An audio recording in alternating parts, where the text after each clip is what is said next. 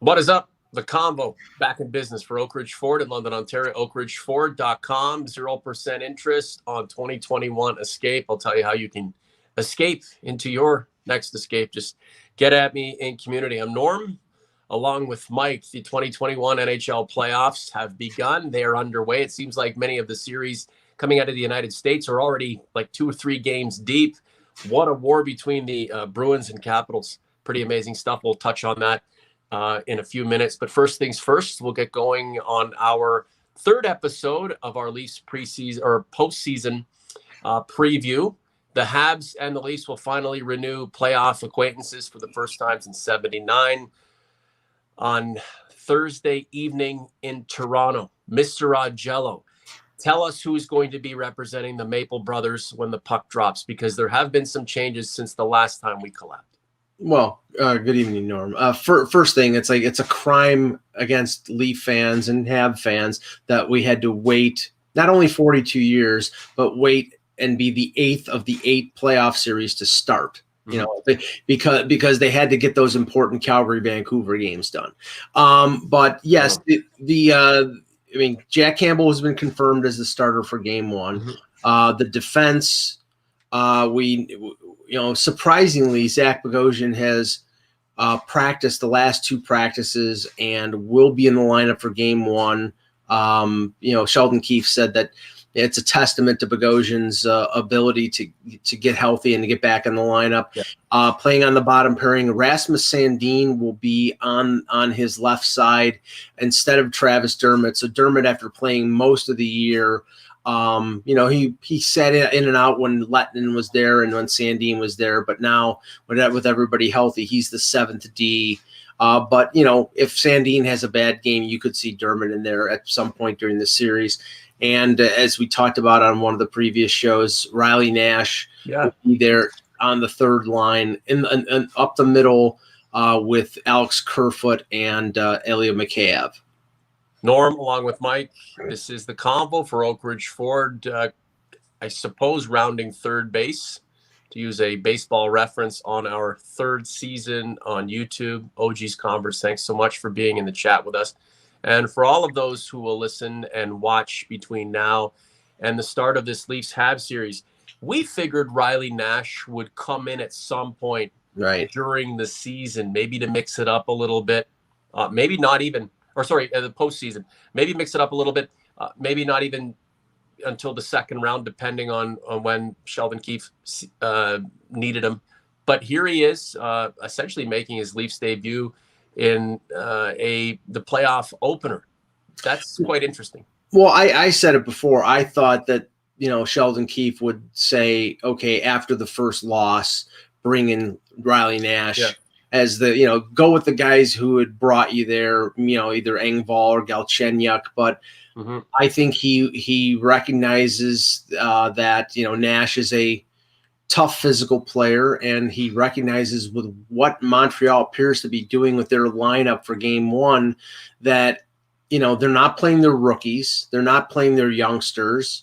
They're playing a more experienced lineup, and they're boning up for a physical battle. So with that as the case, I think, he's bringing all of his weapons to bear. And Nash up the middle as a third line, fourth line, checking center, a guy who can win faceoffs and play with sandpaper. They've experienced playing against him with the Bruins and with the Blue Jackets. So, they made a trade for him, so they're going to use him. And I don't have a problem with that. I just thought there was a possibility that Keefe would stay with an Engvall, especially the way he played at the end of the year, or Galchenyuk instead of Nash, but he's going with Nash. Nash doesn't make you imagine the possibilities of his contributions offensively. He's not necessarily an experiment based on his tenure in the league. Is Sheldon Keefe essentially saying to Alex Kerfoot and Ilya Mikheyev, you guys better strap on your work boots, roll up your sleeves, and get down to business doing what is necessary to help support the top 2 lines and just kind of hold things down until we cycle through? Yeah, that line is there to shut down and annoy the other line. If you plot out who Montreal might match up against certain lines, the Philip Deneau line is probably going to match up against Matthews because Deneau is the Habs shutdown center. More than likely, the line that they put together, which is Corey Perry, Eric Stahl, and Josh Anderson, probably matches up against the Tavares line. That would probably mean that the Nash line would match up against Nick Suzuki, who I think is the Habs' best offensive center. And if that's the case, then that's a tough nut for Riley Nash coming off a knee injury. But he has faced those types of offensive players in the past and has done well against them. So I think that those line matchups are positive for the Leafs if their top six guys play up to expectations. We'll see. Last of Us clips. Can't wait to see Riley Nash play. Hope he isn't rusty. Can he be rusty? The adrenaline will be flowing. They're not going to play an extraordinary amount of time. He's been in the league. He knows what he needs to do. He was essentially brought in to play in the playoffs. Yeah, I mean, it's an odd situation that, his first game is going to be a playoff game, but that's not unprecedented. We've seen rookies inserted in the playoffs that hadn't played in the regular season. So, it's not unusual. I mean, we've seen it with Tampa Bay with, Kucherov not playing the entire regular season and stepping in and looking like he hadn't missed a beat. So I think Nash, with his experience, will be able to step in. Like I said, I just thought that they might stay with the players that played with them and have a comfort level. But I think they're going with what they perceive as the best lineup. Yeah, Engvall brings in a different dynamic if they need a burst of energy, and they I wouldn't say they're lacking, but they need reinforcements from an offensive standpoint with the third line. Mikheyev and Kerfoot can do all of it. So Engvall will most likely get his opportunity. A Birdwatching Life, Bud's still borderline in the sandpaper department. God forbid they face the Capitals at some point.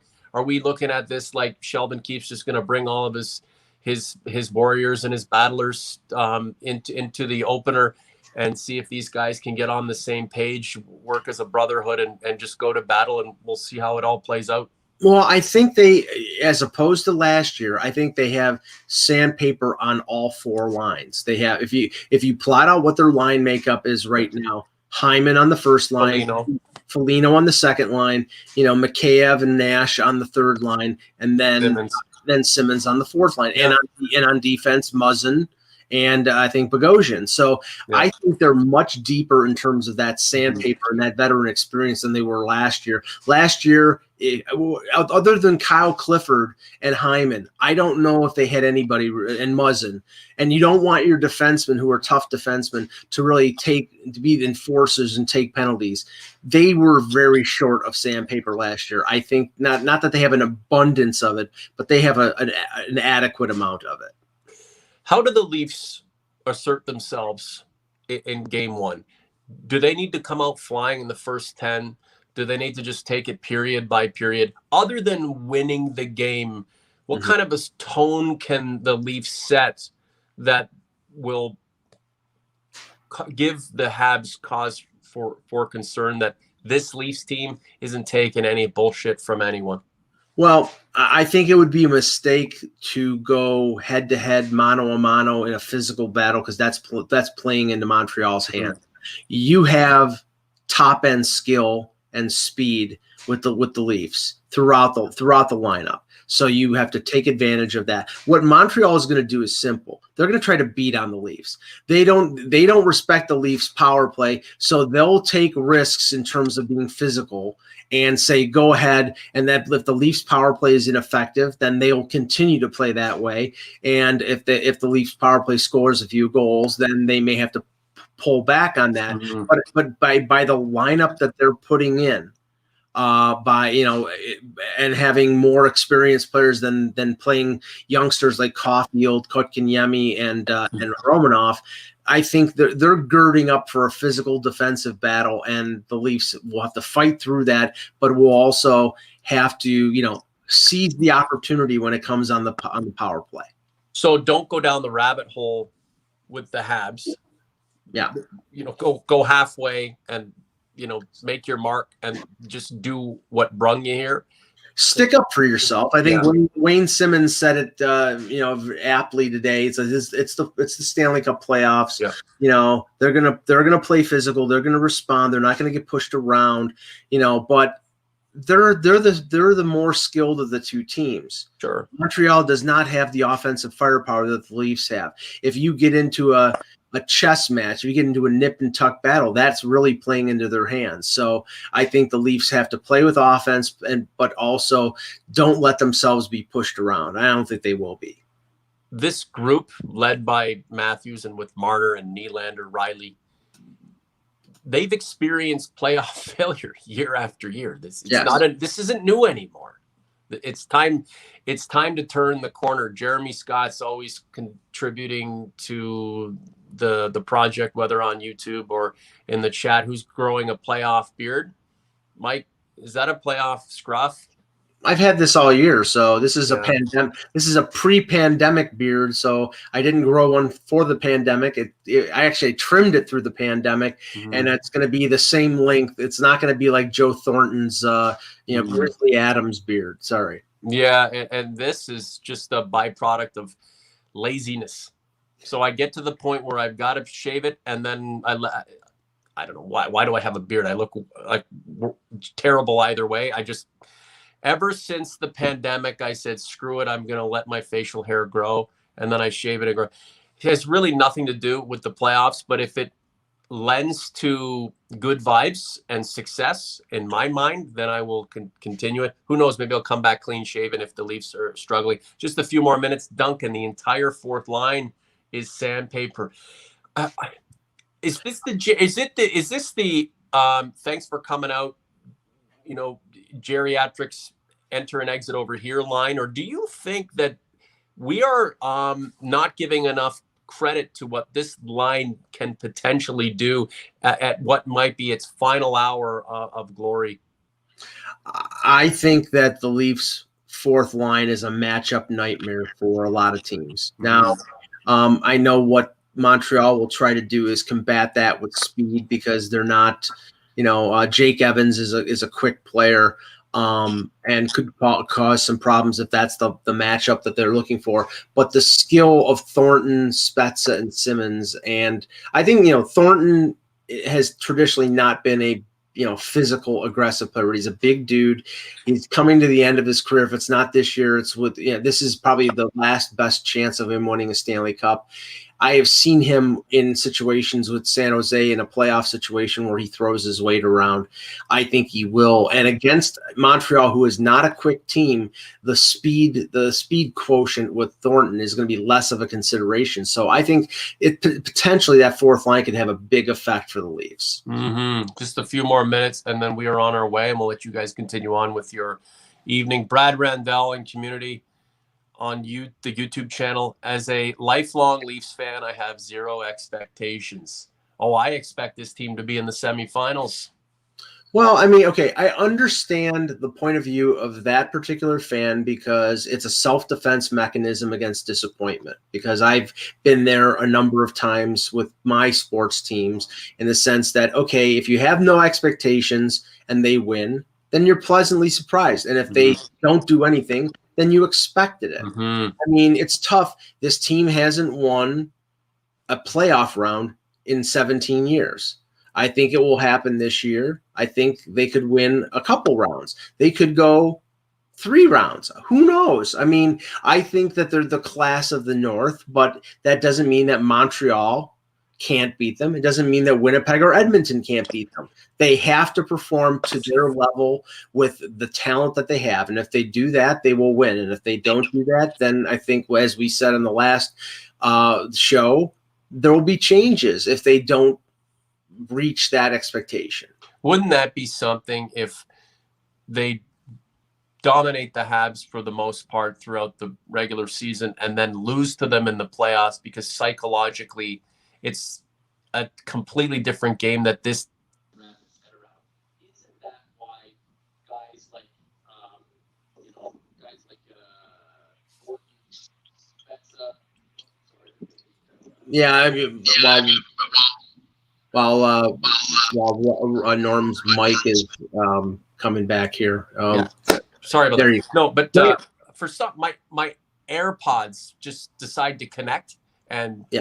I'm gonna toss them across the street. But we should not have any concern really about this team not being prepared to take that next step, because the guys who have taken those steps and then some have been brought in to help push the dudes who might need reassurance. There's how on earth does this team not progress and advance to a stage where it gives itself a chance to win with the team comprised of Spezza, Simmons, Thornton, Bogosian? It's these guys didn't come here to bow out. These guys came here to say, listen, we've done it. You guys are just as good or better. We're all going to do this together. Last 2 points to you, and we'll get out of here. I think that the hunger level on this team is at a point where, you can't doubt that Matthews, that Marner, that Tavares, that most of the players on this team are hungry for victory. I mean, you have a situation, other than Bogosian and Muzzin, Spezza has not won a cup. Thornton has not won a cup. Simmons has not won a cup. They all came here. They're all hungry. They want to win. So I don't think that situation is a consideration. I think that, I think they're prepared. I think they're prepared to pay a price. Nick Foligno waived his no move clause to come to Toronto because he knew a couple of the players, and he knew, his father played for the Leafs, and he knew this was his best chance to win a Stanley Cup. Whether that means anything, we'll see. But I think that consideration is not. I don't think that anybody should be worried about that. It'll be a contest. I think the Leafs are going to dispatch the Habs. This is a different set of circumstances than what could have been and what has been in the past. The Leafs are in my mind, considerably better. 289 votes on the channel in community. This historic Canadiens versus Leafs series, how does it end up? 46% think the Leafs will win in 5 games. And just before we go, Capitals, Bruins, 2 teams that know the playoffs well. Bruins are a perennial contender. The Caps coming off a Stanley Cup win not too long ago. In overtime, series tied at 1. I hope the Leafs are watching though that series and maybe drawing a little bit of energy and expertise from it. Well, I mean, you can tell Boston, in spite of the departure of Chara, that core group, Bergeron, Marchand, Pasternak, they add Taylor Hall to give them secondary scoring. It's still there. It's still can win. Now that does, that I picked the Bruins to win the series. It's going to be, it's 1-1, and now they're in overtime, almost a second overtime. I mean, but the way these teams play, with the physicality and the quality of players that they both have, I think that sends a signal to other teams like the Leafs that, these players are willing to pay the price to win, and you're going to have to do that year after year to actually have a chance to win. Will the Leafs pay the price to beat the Habs and then get out of Canada and go into the United States and wreak havoc? I think they will, and I'm excited to watch it unfold. It's not now or never, but why not now? Mike, thank you so much for your time. OG's Converts, thank you for being with us in the live chat, and thank you for listening to this when you do. Mike and I will be doing a Game 1 post-game kind of wrap-up. Looks like it'll be Friday morning, and then we'll be back for the Sunday Spectacular. The playoffs are beginning. The Leafs Convo continues on. We love it. You love it. This is what it's all about. Mr. A, have a good one. Thanks, Norm.